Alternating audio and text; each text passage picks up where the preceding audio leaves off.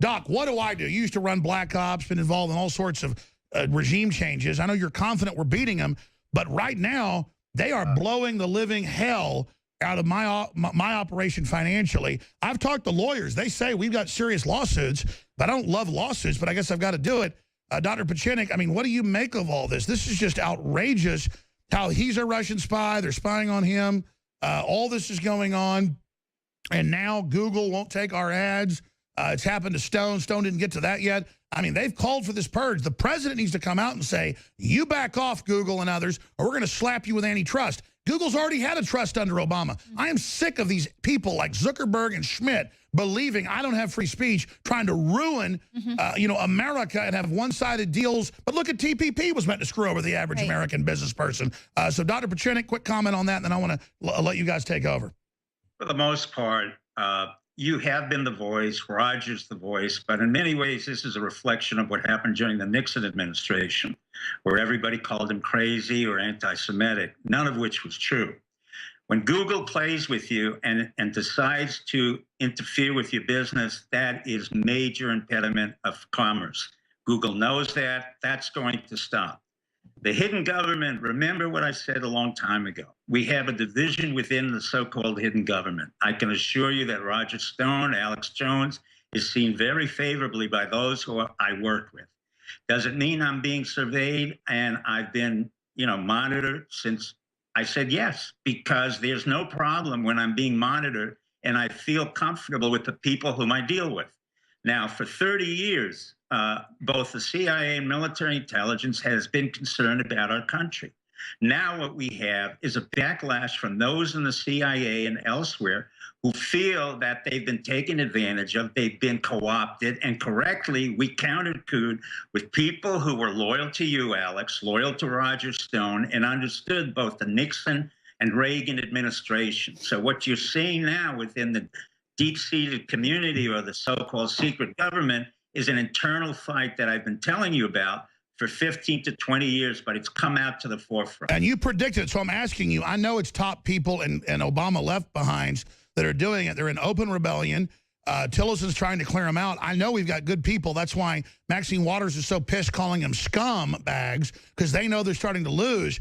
I'm just telling you, the president, just for himself and everybody else, they're waging war against his kids, his businesses. I'm not looking for authoritarianism, but we're getting attacked. It's time to punch back against these assholes. I'm sorry. I'm going to let you guys take over, but the ultimate irony, Alex, if you go to the ACLU, and I think this is exactly what you should do, and ask the ACLU to protect you vis-a-vis Google and Amazon and anybody on the internet, and then file a suit for violation of the First Amendment, Second Amendment, any amendment, and the impediment to do business, let's see what happens. In other words, let's not get upset about the left. Let's use it. ACLU should be prepared to defend you and anyone else on the political Sure, spectrum. I agree, and we're going to do that. But let me ask you this. It seems like a super bold move. From talking to your big sources, I've got some high-level ones as well. I think we're winning right now, restoring the republic. But, I mean, how serious is the civil war in the deep state? Where's it going? I'm going to turn this over to Roger Stone and, of course, McAdoo and the other crew members. Go ahead. Well, Roger is aware of something like this because it happened within Nixon. From my perspective, Roger knew Nixon far better than I, but I knew one thing. When Nixon was attacked by Washington Post, by the so-called Bernstein and Woodward team, what was not brought out to the forefront, and I had to bring it out subsequently, and I said it to Eagleberg at the time, was Woodward was not just simply a reporter, he had been part of naval intelligence. And the person he briefed in the Nixon administration and who briefed him in return was a man called Alexander Haig, or Colonel Haig at the time. So what you had, even at that point in time, in the 60s and 70s, is that Nixon was pinpointed by intelligence. The CIA was not a friend of Nixon's. Nixon knew that very well. Nixon had very much of the same traits that Trump did. Self-made man, a man who did not trust the establishment, did not like the Yaleys, did not like the Harvards, the Princetons, and all that nonsense. But he was at the mercy of Henry Kissinger and others who went to Harvard and Yale. He was called an anti-Semite. If it wasn't for Nixon, the state of Israel wouldn't be here today. Roger knows this better than I do, that literally Nixon gave gold in my ear, all the planes she needed in the Six-Day War. Literally, our pilots flew into Tel Aviv, the IDF took it over, and they just went on to win the war. So what we have now is a recapitulation of what we had in the Nixon administration, a little bit of what we had in the Reagan administration, but this is very much what a revolution looks like in the 21st century. You happen to be the person that they can pick off most readily because you're in the press. They can mock you, they can laugh you, but the old saying goes, don't forget my name, and you can knock me in as many times as you want because your brand will continue to go up. When I read that article in the New York Times that you had 5 to 10 to 18 million listeners worldwide, I would like to see the compilation of all the newspapers and see what their subscription is. It doesn't come 1/10 to your subscription rate. So you will have support. You will not only have support from people like myself, you have support within the so-called deep government. So does Roger. The reason for that is the deep government needs an access point in order to get to the right, in order to go to the center. This was not something I made up. This was not something Nixon made up. It was an old strategy that we would come in from the right in order to get to the middle. Roger knew about it, Nixon knew about it, and it went on, and Kissinger knew about it. So what we have right now is an internal fight going on. What Maxine Waters says is not relevant. Nancy Pelosi is not relevant. Most of the people you hear on the radio and television coming from Congress are totally irrelevant. It's the ones you don't hear from, the ones who are quiet and silent and basically control the purse strings. Those are the ones that Trump has the closest relationship to, because you have to remember that McConnell's wife, Madam Cho, is a part of the administration. You also have to remember that we have now 3 military officers who will contain and constrain the administration in such a way that there will be no attempt for a counter coup. That's why the civilian intelligence in the CIA and elsewhere is very frightened. This is the first time we have had military officers, distinguished military officers, who have come to the forefront and said, you know what, I'm serving the administration not to get one more grade because they're all generals. It's not to get more money because they don't need it, but to save the republic and to make sure that we do not go to unnecessary wars and we no longer deplete our money source into irrelevant activities like war and other overseas activities that Obama did. Right now, fortunately, we're bringing back 4,000 of our troops in the National Guard from Djibouti. Did anyone in the Obama administration say to anyone in the United States that we had soldiers in Africa fighting in Somalia, Sudan, Ethiopia, and elsewhere? No. What happened was that Obama, as always, he kept it quiet. He was cryptic and devious. Yet no one has picked it up from the New York Times because they're afraid to talk about those kind of episodes. No one talked about the fact that we went into Libya without any preparation. It was the CIA, Panetta, and a whole group of others. And our own soldiers did not approve of that. The issue was that we had an offline situation in Libya. The ambassador had other issues at hand, and unfortunately, the episode occurred. Steve, but that Steve, was, I'm sorry, Steve, let me jump in here if I may. First of all, you are absolutely right about what happened under the agency, because of course I was there. You and I have compared notes. We come away with the same impression. This is a very key point. I recommend a book called Silent Coup by Leonard Kolodny, now out again publicly, which reveals that Bob Woodward has a long relationship with naval intelligence. It is actually Bill Sullivan who is talking to him through the entire Watergate affair and how he has suppressed this. I have a monograph coming out shortly, 5,000 words, entitled The Many Lies of Robert Woodward, or Bob Woodward, pardon me, which Right. you'll be able to get online. It is extraordinary that the division that Steve describes in the agency is absolutely true. Here are the problems, though. Those who support liberty and freedom and the Alex Jones, Roger Stone libertarian right agenda of freedom and civil liberties are the grunts, the agents, the people at the middle and lower levels. The leadership is still an Obama-appointed clique of elitists, Ivy Leaguers, one-worlders, globalists. In the case of former Director Brennan, an active communist in the U.S. Communist Party politics of Gus Hall. And a man with an obvious weakness for radical Islam and Wahhabism. So that's where the leaking is happening. That is where the plan to take out Donald Trump is being executed. And the president has to be aware of how deep the hatred goes. They are leaking on General Flynn.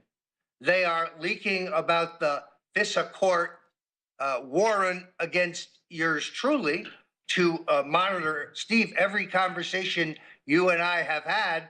Little men in the trailers have their headphones going. It's like a movie. It's so ridiculous. I'm sure it is somewhat more sophisticated these days. Yeah. Well, this is incredible. I feel like this is incredible for me to be sandwiched in between the two of you guys, getting all of this back knowledge. And when we come back from the break, I mean, Millie and I are kind of sitting here and just sort of young in the game. To us, this is unprecedented. Watching the media and everyone calling our president Hitler, and the movie theaters around the country are going to be showing 1984 to protest the president, as if that's not the ultimate doublespeak that we were warned about in 1984.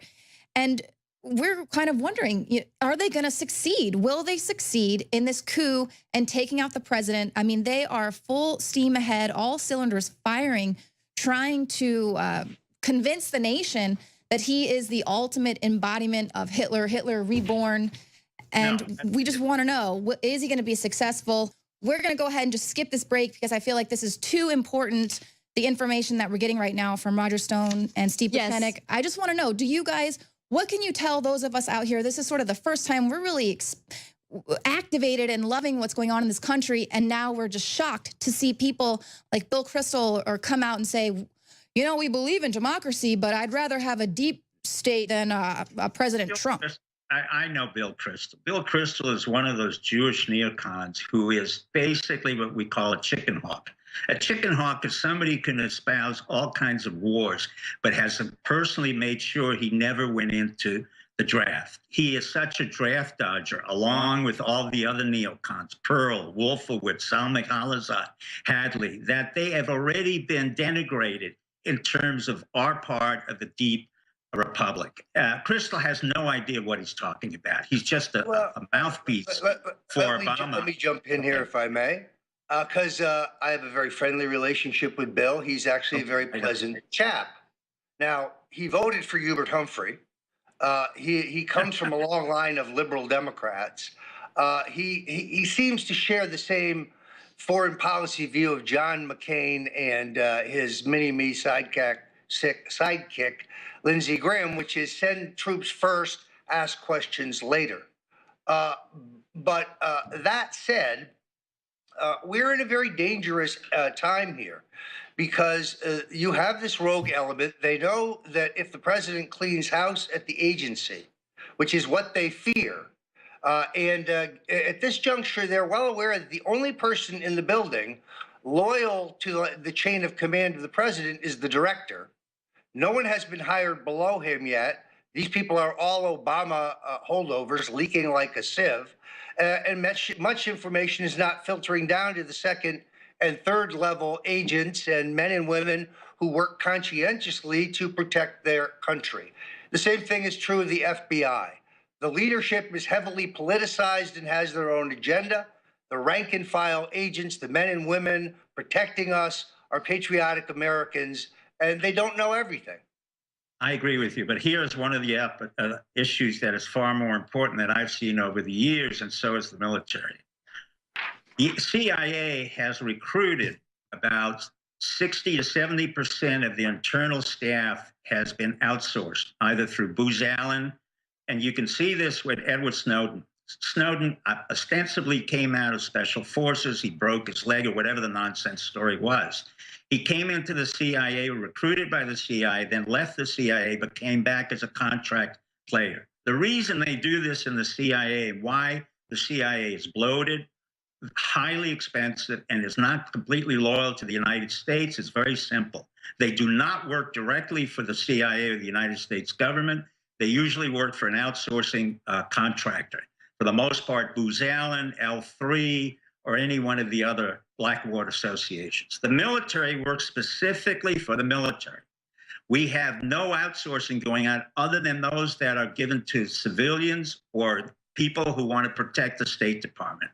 When Trump came in, there was a very clear message. We will decrease the size of the CIA, we will decrease the size of the State Department, and we will not spare anyone. I understand what you're saying about Bill Kristol. I've never had that attitude toward him. I find him quite despicable, as I do most of the neocons. No, I find his politics despicable. Well, I find him as an American citizen who was basically called a lazy American, and that shouldn't we be happy to be replaced with the new illegal immigrants coming in the country? I find that remark by him despicable, and to just put it out there that that's the plan of the globalists to replace all of us lazy Americans and people who actually want to fight for this country and believe in liberty and freedom and actually give a crap about the Constitution. Let me tell you one thing. The notion of globalism is dying on the vine. I said it years ago, and I'm saying it again. Brexit came out of the Trump movement. Another major movement that initiated the European Union was France. And what is happening to France? They've been occupied by Muslims. The immigration issue is so grand that Madame Le Pen from the extreme right will probably be the next president of France. She will then initiate Article 50 to withdraw from the EU. Once France withdraws from the EU, Germany will then have to deal with Greece, Italy, Spain, and you've got a basket case. So in fact, what's happened is globalism is dying on the vine. Don't give them more credit than they need. They're falling apart. That's why Putin can come in and try to help them out. But Putin is in financial trouble. China is in financial trouble. The only country which is not in financial trouble is the United States. We have now gone to the IMF, thanks to Mnuchin, and basically said to Lagarde and to the director of the IMF and the World Bank, realign your currency rates so that the dollar reflects correctly how we can do trade and don't artificially pump us up so that we cannot do trade. So Trump is working on many, many different levels. Unfortunately, that's not brought out. And most people in the New York Times have no idea what we're talking about. Right. That's why Alex Jones, that's why Roger, that's why you ladies are extremely important to what's happening. This is a revolution. Right. And what you just said about France is really key, because we reported about how George Soros and these other groups are actually now working with internet giants to be able to stop what happened here in the United States with the unprecedented election of Donald Trump. They want to stop that from happening in France.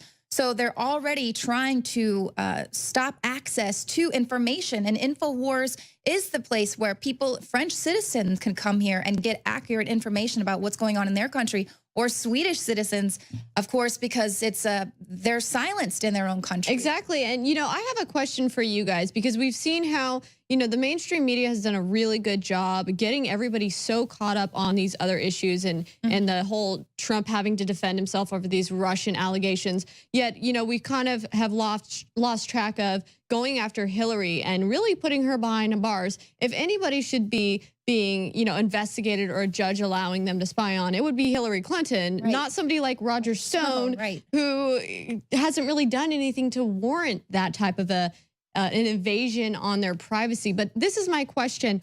What do you guys think about the potential coup that we could be seeing on, you know, Donald Trump at this time? And what do you think about, you know, Flynn and the timeliness of his resignation, juxtaposed with now InfoWars being attacked and Milo Yiannopoulos being, you know, having to be kind of resigned from Breitbart? What do you think about all of this happening all at once, and what kind of vulnerability does that make us at? What an excellent question. I can't believe you just asked that. Oh, Millie Weaver with just the 1-2 punch there. We actually are about to go to break here in about 30 seconds. I know Paul Joseph Watson is going to be joining us on the flip side. I'm not sure if you guys can stick around to answer that question, or if we'll have Paul right away. But anyone else who, if you want to continue on with this conversation, Infowars.com/show.